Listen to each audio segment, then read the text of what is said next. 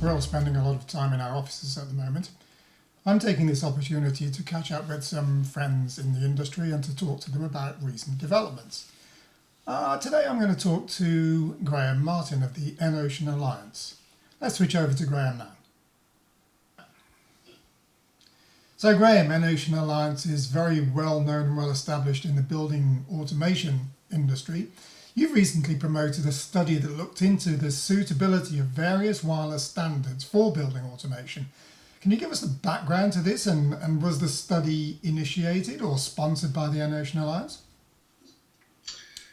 Yes, Vince. So firstly, I'd like to say we're not saying in this study that any wireless standard is bad. Both the professor who wrote this and the EnOcean Alliance are basically clarifying which wireless standards are appropriate for building automation and what are their strengths and weaknesses. Mm-hmm. Study itself was actually done, it's an independent study done by Professor Krödel, who's a well-known professor in Germany of building automation. And the methodology he uses, the wireless standard he chooses, and also the values he gave to each wireless standard are purely from his side and not from the EnOcean Alliance. Okay, understood. But why did you choose to do this now? Why did you pick up on this study and highlight its findings? Yeah, a number of reasons. Firstly, we're always being asked which standard is best for what. As I said, most wireless standards are good for something and they have their sweet spot. And in our industry, people have been a little bit confused because every marketer from every standard claims his standard is the best for everything. Absolutely. And also over the past 2, 3, 4 years, we've also been seeing new standards appearing, specifically long-range standards, but also some other new standards such as Thread and 2.4 gigahertz. So the number of standards that the marketers are focusing on building automation has increased. Right. And the users are usually a little bit in trouble trying to figure out which is the right one for their purpose. They're not on their own, I promise you. So we've been constantly asked this, when is Bluetooth good? When is Zigbee good? When is Wi-Fi good? When is EnOcean good? We're constantly asked this question. So we wanted to give our members and potential partners this document so they can read from an independent source, firstly, what is important when choosing a wireless standard, and then how Professor Krödel has valued each standard for building automation specifically. Again, I stress, we're not saying any standard is bad. We're completely focused on the study on which standard is good for building automation and control. Okay, but just to push you a little bit here, you've had time to study this document in some detail. Would you say that it's panned out that there are some standards that are less suitable? We won't call them bad, but less suitable for building automation? Well, obviously, the EnOcean Alliance is promoting this study because we score very well. And that's not surprising because the EnOcean wireless standard was created for building automation and control. So that is our sweet spot. Yeah. And of course, the professor has seen this and has given us the best score here. So that's obviously one other reason why I'm holding the flag up here and saying, have a look at this great study.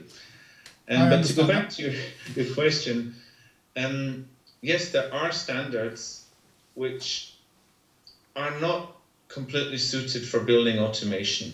Maybe I can give the example of all of these long-range standards that are appearing in the market and are very, very good for certain applications. And we actually use them in other application fields. So if you take, for example, LoRa, Sigfox, or even NB-IoT, or even 5G. These are very good standards if you want to send a signal 5 or 10 kilometers through a neighborhood. So they're great for many, many, many applications. But Professor Crodel has quite rightly said, well, it's actually an overkill to switch on my light. Absolutely, yeah. Firstly, I don't need to send a signal 10 kilometers to switch on the light in my room. And secondly, sometimes the signals take over 1 second. And that's, for some applications in building automation, too long. If you hit a light switch, the light needs to react within half a second. If the signal takes a second to travel to the receiver, you have your first issue. So the professor has tried to look into application areas like this and say, this is good for building automation, this is not so good for building automation applications. And he's given his evaluation based on this.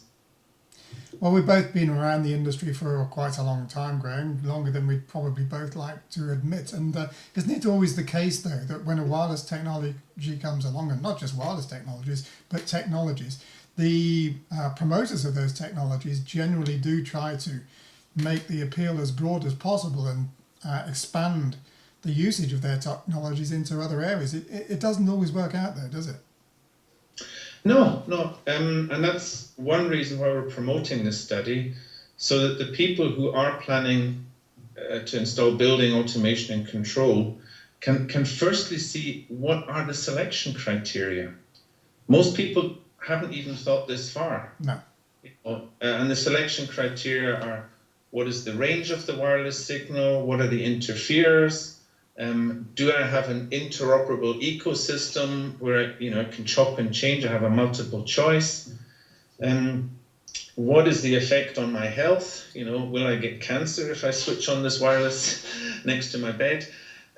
All of these questions are important when choosing a wireless standard. And as I said, Professor Crodel has looked into this. He's done this very systematically, very methodically. And that's why we find this a great study, and that's why we're happy to promote it, and also to let the people know, this is not just marketing bullshit, excuse me, but there are good reasons why these criteria have been chosen, and there are criteria why specific standards are good for building automation and others are not. Okay. Well, I know that some people are going to question why Bluetooth doesn't come out of the study better than it does, and we both read the study. I mean, Bluetooth is everywhere. It's ubiquitous and it's super successful and very adaptable, isn't it? Absolutely. I mean, Bluetooth is a household name, and there are billions of Bluetooth-based products on the market. So yes, Bluetooth is fantastic. And Bluetooth will play a part in this market. But once you look into details, you find that Bluetooth is not one radio. The Bluetooth we all knew at the start was, for sending music to my headphones or hands-free in the car. And then they continued to develop this radio, and they brought out a version called Bluetooth Low Energy, which is a different data rate, different setup than a standard Bluetooth radio. And they're using Bluetooth Low Energy to target a whole bunch of markets. And I think one of the most successful will be like personal area, health monitoring, smart watches, stuff like this. But even Bluetooth Low Energy was not developed with home and building automation as its first focus. No. That's the first issue. Secondly, and this is pro and con, Bluetooth is 2.4 gigahertz based, which the pro is it's a worldwide frequency. You can develop one product for the world market, which makes it ideal for consumer. Yeah. On the other side, 2.4 gigahertz is a very short range radio, especially once you start getting furniture and walls. So you have shorter range in your buildings if you use the Bluetooth radio. Also, 2.4 gigahertz, because it's so successful in the consumer world, Wi-Fi is also on 2.4 gigahertz. So I have Wi-Fi, Bluetooth, Zigbee, Thread, microwave ovens, all using the same frequency, which means at some stage you might have interference problems. If you put a Bluetooth-based light switch next to your microwave oven, it might not always work. Bluetooth and the ISM band are a victim of its own success. Yeah, so as I say, Bluetooth is great, and even within the home and building automation market, Bluetooth will have success. But in my opinion, it will be mainly consumer type products within one room, and it will be like do it yourself.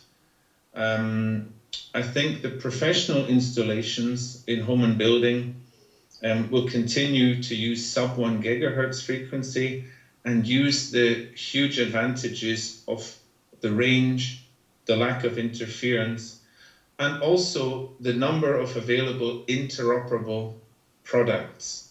Well, that leads me on to another question, actually, Graham, and that's that no matter which building automation standard or which standard becomes most successful in the building automation area, it's likely or virtually certain that there are going to be a number of technologies that are still playing in this space for some considerable period of time from now. Do you think that there will need to be a degree of interplay between some of these standards? In other words, is there any scope for coexistence? Is this practical or even possible? Absolutely. It's practical, it's possible, and there are many initiatives going on at the moment to make this happen. Firstly, the consumer doesn't really care. No. The consumer wants it to work. Yeah. So we have to all get together and say, let's not confuse the market and let's not confuse the consumer. No. Let's work together in the background to get this all working together so that the user maybe only has one app and can control everything. Yes. Or one computer or whatever. And he shouldn't have to worry, is this a Bluetooth product? Is this an EnOcean product? Is this a Wi-Fi product? Is this a Zigbee product? And he shouldn't really have to worry about that, and he shouldn't need to care, and he doesn't care. So at field level, yes, we will have different standards and different transports. That's will happen because, as I say, each standard has its sweet spot. So you may have your building automation and control with EnOcean. You may have some consumer products with Bluetooth. You may have Wi-Fi. This will be a very typical configuration in a smart home or a smart building. But once you get this into IP level, it should all be working together seamlessly. Okay, well, we've talked about, or we are talking about, varying standards working together, but we know that there have been plenty of times in the past where, despite a single technology being standardized, manufacturers have tended to be a little bit proprietary or go their own way, call it what you will, which has resulted in them delivering portfolios of products which within their own brand work together, but which simply don't interact with theoretically compatible or similar products from other manufacturers. This is a bit market limiting, isn't it? Absolutely. And this has been, especially in the past, an issue. Companies want to create an island solution because obviously they want to install something and they want to be able to be the aftermarket supplier. So they don't want somebody to install something and then be able to add to it or change it using a different company. So many of these companies have taken a standard but added their own little flavor somewhere so that it's not interoperable. And there are many, many examples of this. And in the consumer market, we just talked about it, the customer doesn't want to deal with this. No. He doesn't want to see these issues. And secondly, in a commercial environment, nobody likes this so-called lock-in. No. Yeah. And in countries like France, they are creating specifications which says this must be open and interoperable. And so the market is changing and the market is being aware of this. And at EnOcean, we're very, very happy about this because we've always been like this. But some of the larger players will maybe have to rethink their strategy because the majority of them really have closed systems they're selling as open standards. Well, it's nice that governments are stepping in to regulate these matters, but it must be quite a challenge for a standards organisation such as the EnOcean Alliance, trying to get your member companies to play ball, really. Actually, in the EnOcean Alliance, most of them are playing ball. Okay. Because they're obviously well led. If you're building a smart home or a smart building, you're talking about in a smart home hundreds of products, and you're talking about in a smart building thousands or 10,000s of products. So interoperability is key. Mm-hmm. So you have to have your light switches, your temperature sensors, your occupancy sensors, your door window sensors, all talking the same language and all being interoperable.